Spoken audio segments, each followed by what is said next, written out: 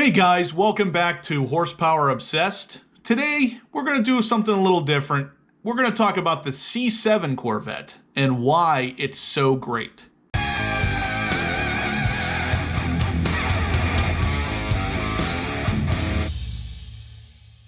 For those of you who don't know, I actually touched on a topic a few months back about whether or not the C7 Corvette was a supercar.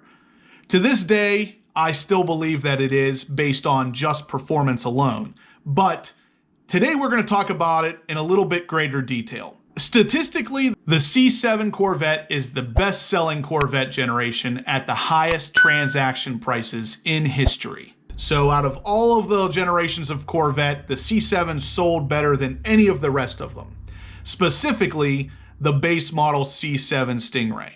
When you think about it, of course, that makes a lot of sense because that is the cheapest way to get yourself into a C7 Corvette to enjoy. So it makes sense that would have sold the most. Now, with that said, of course, it is the base model 1LZ, non-Z51 package Stingray that sold the best. But whenever I say best, it literally outsold any other Corvette in any other generation. So it's pretty impressive to say the least. Now, that's not totally why we're talking about this stuff today. It just recently came out that Jim Merrow confirmed his Nurburgring times for the ZR1 and Z06. Again, in the video I made months ago, which I'll link up here to the top right, we talked about these times being unconfirmed and basically just rumors.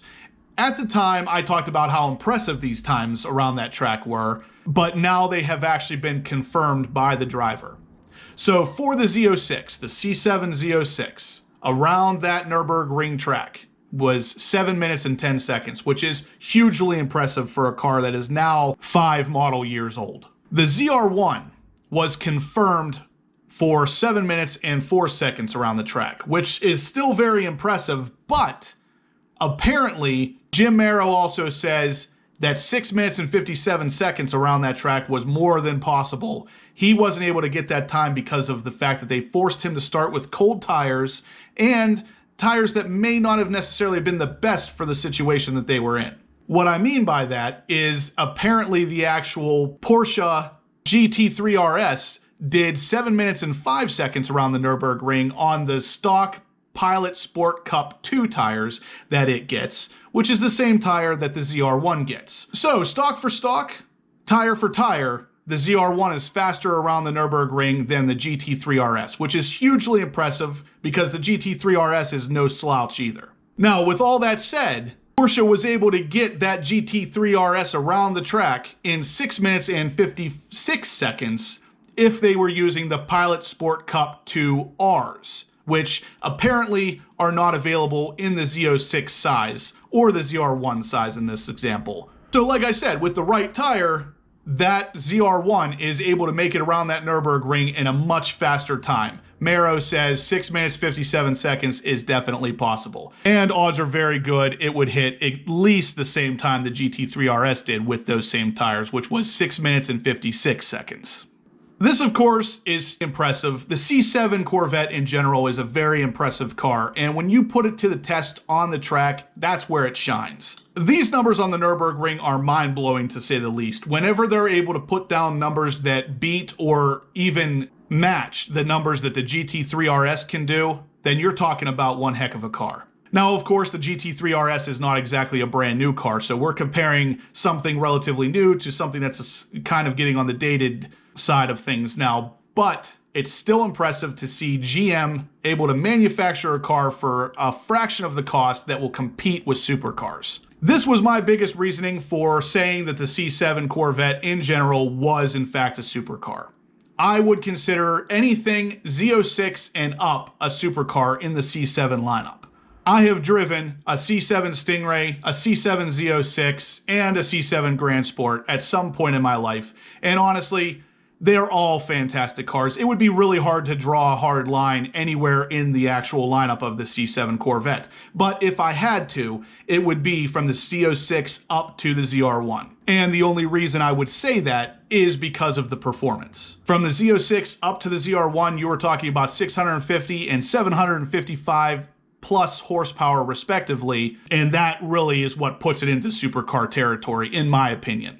Now, of course, these Nurburgring times are not necessarily a be-all, end-all to this argument. You can have a great Nurburgring time if you put the car in the hands of a very capable driver.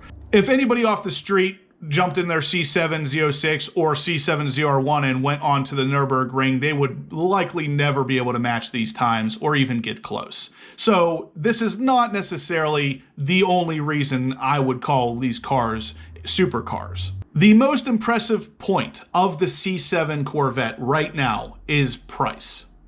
You can get this car that many would call a supercar for less than $60,000. That, of course, is the starting price point for the Z06. If you want to go lower with the C7 Stingray, you can get those for in the 30s. The C7 Grand Sport, 40s and 50s.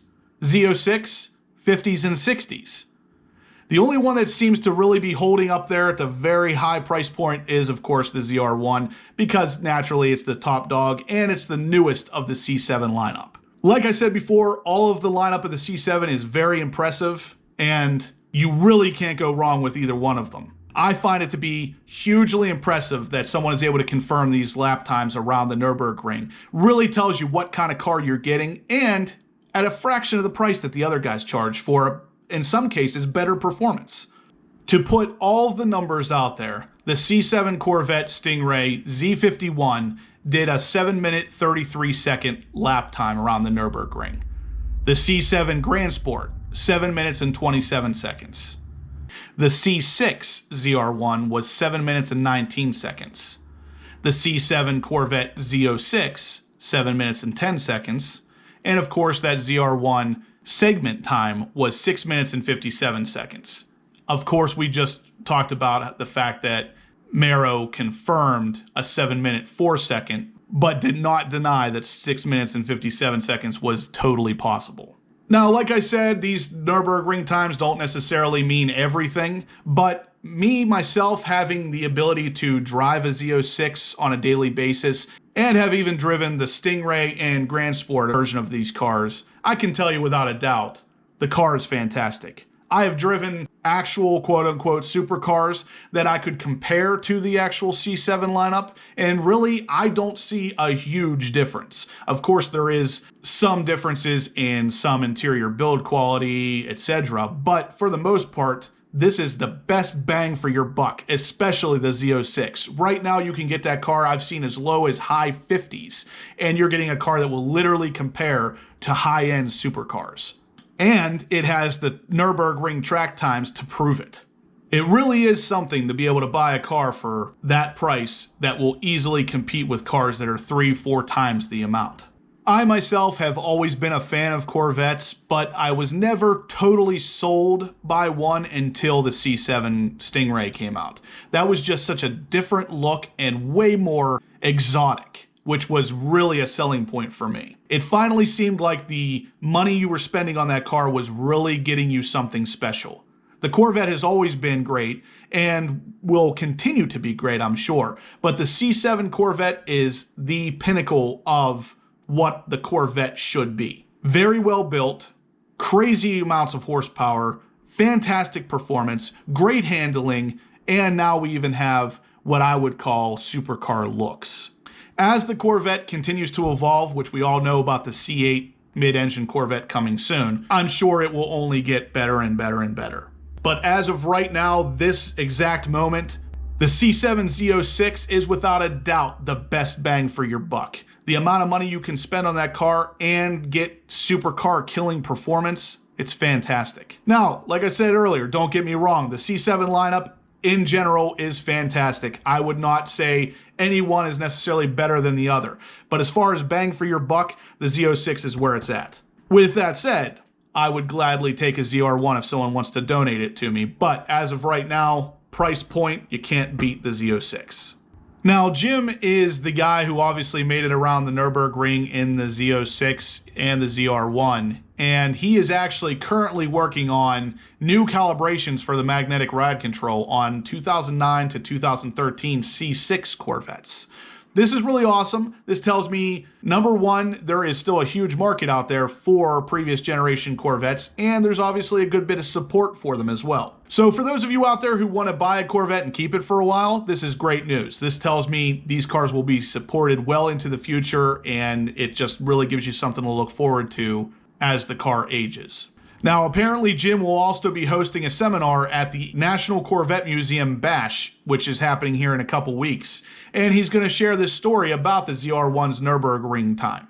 So this won't be the last time you hear about this particular situation. Ultimately, we get the best Corvette generation to date, the fastest Corvettes to date, the most expensive Corvettes to date, and the C7 is still the best-selling generation to date. That really says something about the quality and the performance of this car. Like I said, with the Stingray, we get 465 horsepower. The Z06, we get 650, and the ZR1, we get 755. That is a massive amount of horsepower in these cars and can definitely compete with supercars in today's industry. And because of the news we just got recently about the C8 Corvette coming, now the news of the final C7 Corvette being auctioned at the Barrett-Jackson Northeast sale will be happening in June. It's kind of sad, and I hate to say goodbye, but this is it. The final C7 Corvette will be auctioned off. Like I said in the video, guys, the C7 Corvette is no slouch, and you can get them for the best prices I've seen yet today. So anyway, guys, that's going to do it for today's video. Let me know down below what you think about the C7 Corvette, especially now that we have some confirmed Nurburgring track times that are pretty freaking awesome. Give me a big thumbs up if you liked the video, and if you have not subscribed yet, please do. I'd love to have you as part of the Horsepower Obsessed community. And as always, guys, I'll catch you in the next upload.